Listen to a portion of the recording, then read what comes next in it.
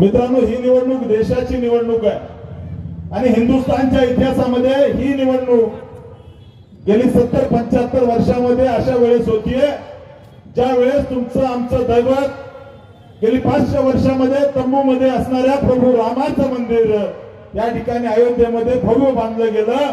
त्यावेळेस मित्रांनो ही निवडणूक होतीये।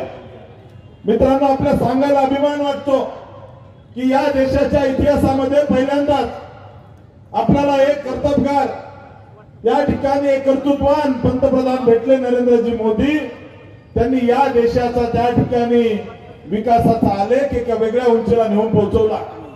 मित्रांनो, या सोलापूर जिल्ह्यासाठी मोदीजींनी भरपूर काही दिलंय।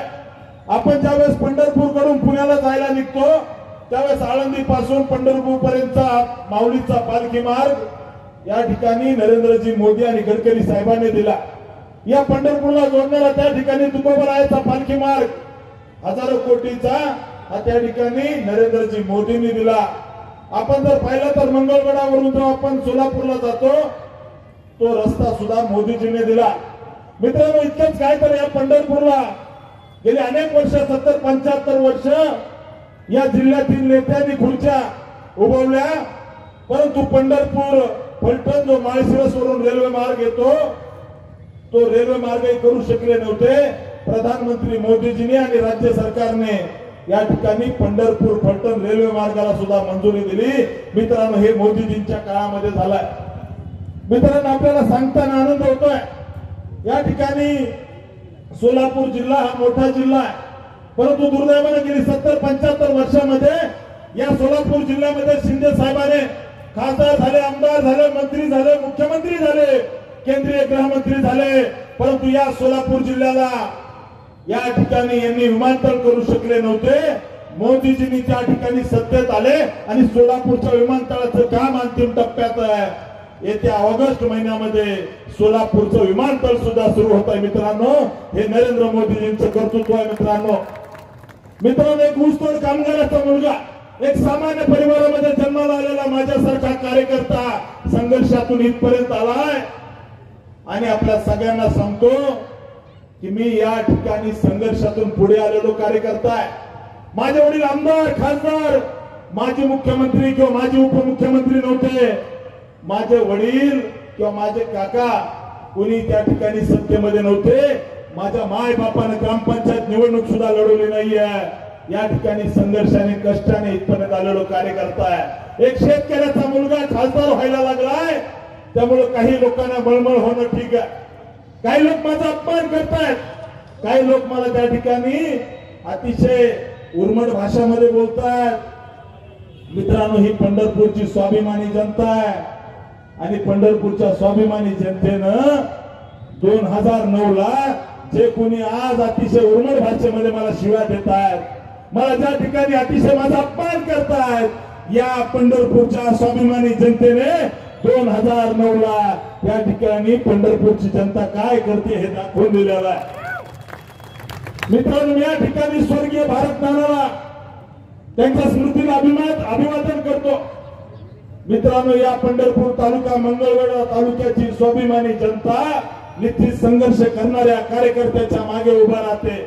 त्यामुळे माझी विनंती आहे मित्रांनो, मी या ठिकाणी आदरणीय स्वर्गीय पंतांच्या स्मृतीला सुद्धा अभिवादन करतो। मित्रांनो, माझी तुम्हाला विनंती आहे की या निवडणुकीमध्ये एक सामान्य परिवारातला कार्यकर्ता, एक त्या ठिकाणी संघर्षाने पुढे आलेला कार्यकर्ता निवडणूक लढवतोय, शेतकऱ्याचा मुलगा निवडणूक लढवतोय। माझी तुम्हाला विनंती आहे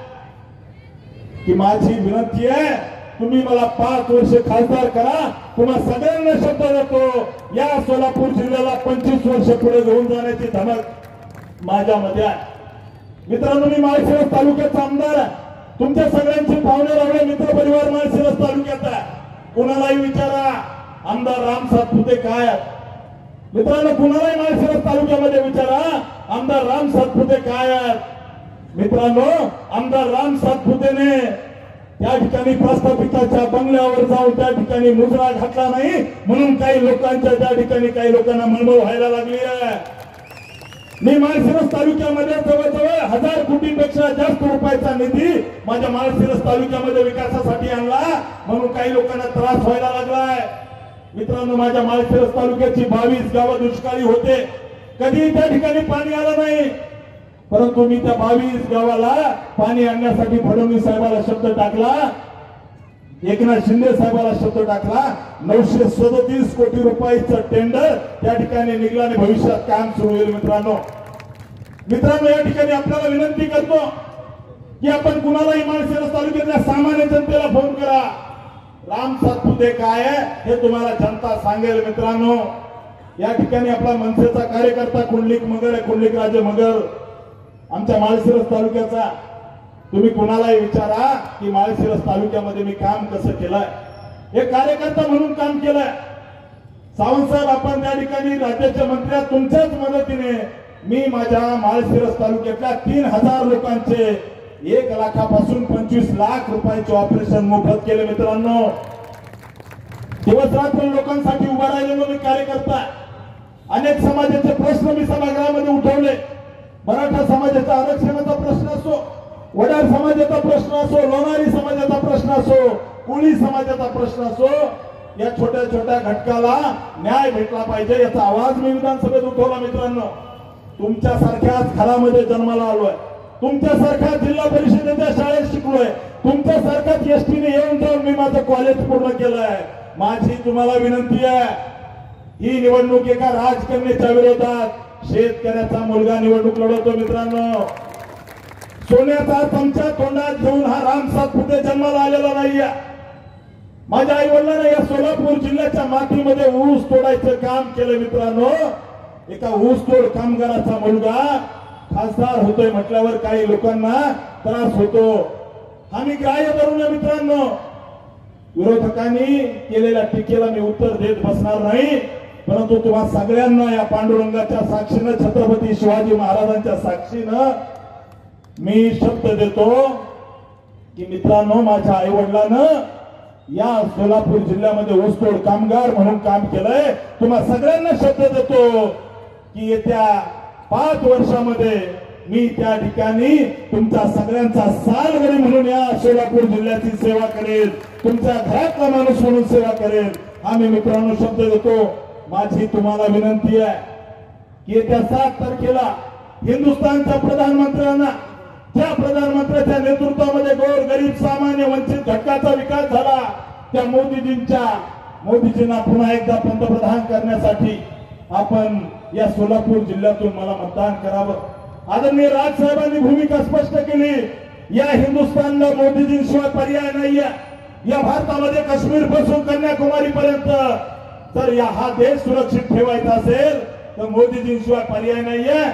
हे मानून देशासाठी, देशाच्या हितासाठी, जसं जेव्हा जेव्हा हिमालय अडचणीत येतो तेव्हा आपला सह्याद्री धावून जातो, तसं राजसाहेबांनी भूमिका घेऊन मोदीजींच्या मागे पूर्ण मनसेची ताकद उभा केली. मी सर्व नेत्यांचे, मान्य राजसाहेबांचे खूप खूप धन्यवाद व्यक्त करतो.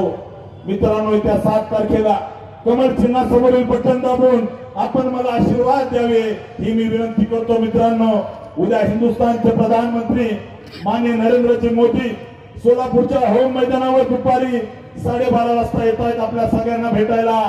माझी तुम्हाला विनंती आहे मित्रांनो, या देशाने नेहरू पाहिले, या देशाने इंदिरा गांधी पाहिल्या, या देशाने राहुल गांधी, सोनिया गांधी सगळे पाहिले, राजीव गांधी पाहिले, परंतु देशाच्या इतिहासामध्ये असे प्रधानमंत्री आहेत जे त्या ठिकाणी सामान्यांच्या घरामध्ये जन्माला आले आणि सामान्यांच्या विकासासाठी 18 तास काम करतात.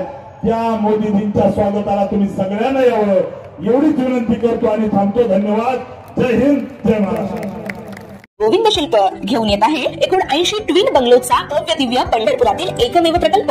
आमच्या प्रकल्पाची वैशिष्ट्ये: मनाला शांती देणारं महादेवाचं मंदिर, मुख्य रस्ता सुमारे 30 फुटांचा, अंतर्गत रस्ता सुमारे 20 फुटांचा, ग्रामपंचायत योजनेचा प्रत्येक बंगलोजला स्वतंत्र नळ, सांडपाण्याची सुरक्षित विल्हेवाट, सर्व टाइल्स ग्लॉसी आणि नामांकित कंपनीच्या, सर्व स्टेअर, खिडक्या, चौकटी सुपर ब्लॅक ग्रेनाइट, दोन्ही अटॅच बाथरूम पूर्णपणे टाइल्स, पंतप्रधान हर घर नल योजना पूर्णत्वाकडे, bathroom, basin, kitchen, CP fittings हे जगवार कंपनीचे, स्टील वर्क पूर्णपणे जिंदाल कंपनीचे, 1000 लिटर पाण्याची टाकी, 150 लिटर सोलर वॉटर हीटर सोबत वॉटर प्युरिफायर. प्रत्येक बंगलोजला स्वतंत्र पार्किंग, दर्शनीय भाग पूर्णपणे डॅटो टाइल्स, टाटा प्रवेश कंपनीचे आकर्षक भक्कम दरवाजा, फुटी उंचीचे सुरक्षित कंपाऊंड. मग विचार काय करताय? गोविंद शिल्प, पत्ता गट नंबर 95, हॉटेल अंगण शेजारी, टाकळी रोड, पंढरपूर.